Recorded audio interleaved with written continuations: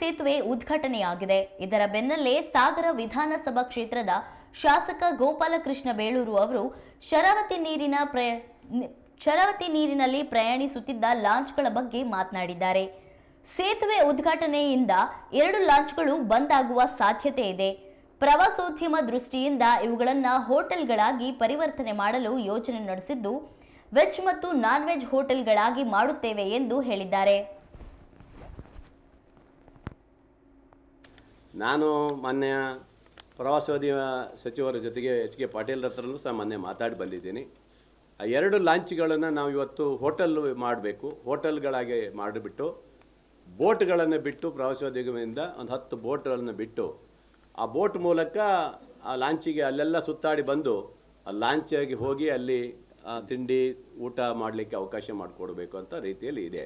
ಅದ್ರ ಜೊತೆಗೆ ಆ ಏರಿಯಾದಲ್ಲಿ ಒಂದು ದ್ವೀಪ ಥರ ಏನಾದ್ರು ಇದ್ದರೆ ಅಲ್ಲಿ ಒಂದಿಷ್ಟು ಜನರಿಗೆ ಅಲ್ಲಿ ಬೋಟಲ್ಲಿ ಹೋಗಿ ಅಲ್ಲಿ ಬಿಟ್ಟು ಅಲ್ಲಿ ಕೂತ್ಕೊಳ್ಳಿಕ್ಕೆ ಅಲ್ಲೇ ಒಂದು ಸಣ್ಣ ಕ್ಯಾಂಟೀನ್ ಥರ ಮಾಡಿ ಅವರು ಒಂದಿಷ್ಟು ಜನ ಅಂದರೆ ಅಲ್ಲಿ ಬಿಟ್ಟು ಆಮೇಲೆ ಬಂದು ಅವ್ರು ಕರ್ಕೊಬರ್ಲಿಕ್ಕೆ ಏನಾದ್ರು ವ್ಯವಸ್ಥೆ ಮಾಡೋದು. ಎಣ್ಣೆ ಕುಡಿಯೋದೊಂದು ಬಿಟ್ಟು ಎಲ್ಲ ಎಣ್ಣೆ ಟೀ ಕಾಫಿ ಎಲ್ಲ ಕುಡಿಲಿಕ್ಕೆ ಮಾತ್ರ ಅದಕ್ಕೆ ವ್ಯವಸ್ಥೆ ಮಾಡಬೇಕು ಅನ್ನೋದು ನಮ್ಮದೆಲ್ಲ ಚಿಂತನೆ ಮಾಡಿದ್ದೀನಿ.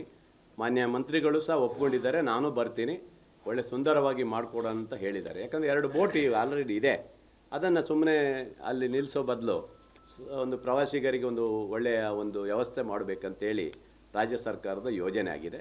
ಮುಂದೆ ಅದನ್ನು ಮಾಡಬೇಕಂತ ಈಗಾಗಲೇ ತೀರ್ಮಾನ ಮಾಡಿದ್ದೀನಿ. ಅದಕ್ಕೆ ಈಗಾಗಲೇ ಒಪ್ಪಿಗೆ ಕೊಟ್ಟಿದ್ದಾರೆ. ಈ ಥರ ಒಂದು ಯೋಜನೆ. ಯಾರು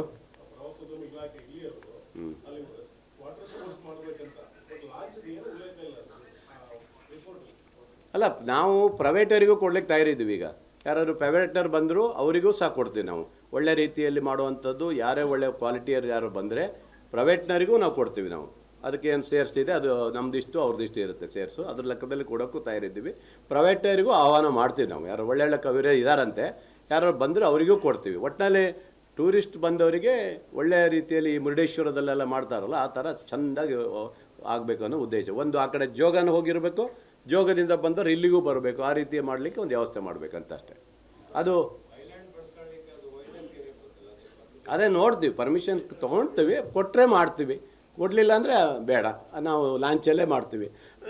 ಲಾಂಚಲ್ಲಿ ಒಂದು ಪಾನಿಪೂರಿ ಬೇಲ್ಪೂರಿ ಎಲ್ಲ ವೆಜ್ ಸಿಗುವಂಥದ್ದು ಒಂದು ಲಾಂಚಲ್ಲಿ, ಇನ್ನೊಂದರಲ್ಲಿ ನಾನ್ ವೆಜ್ ಸಿಗುವಂಥ ಇದರಲ್ಲಿ ಅದಕ್ಕೊಂದು ಮಾಡಬೇಕಂತ ಒಳ್ಳೆ ಹೋಟೆಲ್ಗಳು ಮಾಡಬೇಕನ್ನೋದು ಇದೆ. ಭಾಳ ಜನರಿಗೆ ಇಷ್ಟ ಆಗುತ್ತೆ. ಎಲ್ಲ ಒಂದು ರೌಂಡ್ ಹೊಡ್ಕೊಬಂದು ಲಾಸ್ಟಿಗೆ ಲಾಂಚ್ ಒಳಗೆ ಹೋಗಿ ಅಲ್ಲಿ ಊಟ ತಿಂಡಿಯನ್ನು ಮಾಡ್ಕೊಬರ್ಬೇಕು ಅನ್ನೋದು ಇದೆ. ಅದಕ್ಕೆ ಯೋಚನೆ ಮಾಡ್ತಾಯಿದ್ದೀವಿ. ಅದು ನನ್ನೊಂದು ಕನಸಿದೆ, ಅದು ಮಾಡಬೇಕಂತ. ಅದಕ್ಕೆ ಎಷ್ಟೇ ಅಮೌಂಟ್ ಆದರೂ ಸಹ ಕೊಡ್ತೀನಿ ಅಂತ H.K. ಪಾಟೀಲ್ ಅವ್ರು ಹೇಳ್ಯಾರೆ. ಹಾಗಾಗಿ ಅದು ಮಾಡಿ ಲಾಂಚನ್ನೇ ಅದನ್ನು ಫುಲ್ ಕವರ್ ಮಾಡಿಸ್ಬಿಟ್ಟು ಲಾಂಚಲ್ಲೇ ಹೋಟೆಲ್ಲು, ಅಲ್ಲೇ ಚೇರು ಕುರ್ಚಿಗೆಲ್ಲ ಹಾಕಿ ಲಾಂಚ್ ಒಂದು ಕಡೆ ನಿಲ್ಲಿಸ್ತೀವಿ. ಆ ಮೂಲೆಗೆ ಒಂದು ನಿಲ್ಲಿಸಿದ್ರೆ ಆ ಕಡೆ ಮೂಲೆಗೆಲ್ಲ ಒಂದು ಕಡೆ ನಿಲ್ಲಿಸಿರ್ತೀವಿ. ಅವು ಅಲ್ಲೇ ಇರ್ತಾವೆ, ನಾವು ಎಲ್ಲೂ ಹೋಗಲ್ಲ. ಈ ಬೋಟಲ್ಲಿ ಮಾತ್ರ ಎಲ್ಲಿ ಬೇಕಾದ್ರೂ ನಿಮಗೆ ಸುತ್ತಾಡಿಸ್ಕೊಂಡು ಬಂದು ಆ ಲಾಂಚಿಗೆ ಬರಲಿಕ್ಕೆ ಅವಕಾಶ ಮಾಡಿಕೊಡ್ತೀವಿ. ಅದೇನಾದ್ರು ಮಧ್ಯ ದ್ವೀಪ ಇದೆಯಲ್ಲ, ಅದೇನಾದ್ರು ಕೊಟ್ಟರೆ ಅಲ್ಲೊಂದು ಸ್ವಲ್ಪ ಪ್ರವಾಸಿಗರಿಗೆ ಕೂರಲಿಕ್ಕೆ ಒಂದಿಷ್ಟು ವ್ಯವಸ್ಥೆ ಮಾಡೋಕ್ಕೆ ಅವಕಾಶ ಇದೆ, ಕೊಟ್ಟರೆ. ಇಲ್ಲ ಅಂದರೆ ಅದು ಬಿಟ್ಬಿಡ್ತೀವಿ. ಮಾಡೋಕ್ಕೆ ಬೇಡ ಅಂತ ಯಾರೂ ಹೇಳಿಲ್ಲ. ನಾವು ಮಾಡಲಿಕ್ಕೆ ಯಾರಾದ್ರು ಮಾಡ್ಬೋದು. ಅದು ಅಲ್ಲಿ ಯಾವ ಥರ ಆಗುತ್ತೆ, ಆ ಜಾಗಕ್ಕೆ ಏನಂತ ನೋಡಬೇಕು. ಯಾಕಂದರೆ ಅಲ್ಲಿ ಆ ಕಡೆ ಹೋದರೆ ಅದು ಡ್ಯಾಮ್ ಒಳಗಡೆ ಇದೆಯಲ್ಲ, ಎದುರು ಡ್ಯಾಮ್ ಒಳಗಡೆ ಆಗಿದೆ, ಏನು ಮಡೆನೂರು ಡ್ಯಾಮ್ ಇದೆ, ಅವೆಲ್ಲ ಹೋಗೋದು ಭಾಳ ಕಷ್ಟ ಇರ್ಬೋದು. ಆಮೇಲೆ ಕ್ರೂಸರ್ ಹೋಗ್ಬೇಕಾದ್ರೆ ಸೇತುವೆ ಬಂದಿದೆ, ಸೇತುವೆಯಿಂದ ಆಚೆ ಈಚೆ ದಾಟಕ್ಕೆ ಕಷ್ಟ, ನೀರು ಬಂದಾಗ ಇವೆಲ್ಲ ಕಷ್ಟ ಇದೆ. ಅವೆಲ್ಲ ದೊಡ್ಡದಲ್ಲ, ಅದು ಭಾಳ ಕಷ್ಟ ಆಗ್ಬೋದು. ಹಂಗೆ ಮಾಡೋಕ್ಕೆ ನಾವು ಬೇಡ ಅನ್ನೋದಲ್ಲಪ್ಪ. ಭಾಳ ಕ್ಷೇತ್ರ ಅಭಿವೃದ್ಧಿ ಮಾಡೋದಾದರೆ ನಂದು ಸ್ವಾಗತ ಇದೆ, ಅದಕ್ಕೆ ನಾವು ಅಡ್ಡ ಹಾಕಾರಲ್ಲ, ಹಾಗಾಗಿ ಹಾಕಲ್ಲ ನಾವು. ಅದಕ್ಕೂ ನಿಲ್ಲದ ಅದರಿಂದ ಏನು ಪ್ರಯೋಜನ ಆಗೋದಲ್ಲ. ನೋಡೋಣ, ಇನ್ನು ಒಂದು ಕಡೆ ನಿಂತರೂ ಅಡ್ಡಿಲ್ಲ, ಇದು ಮಾಡ್ತಾ ಇದ್ದಾರೆ.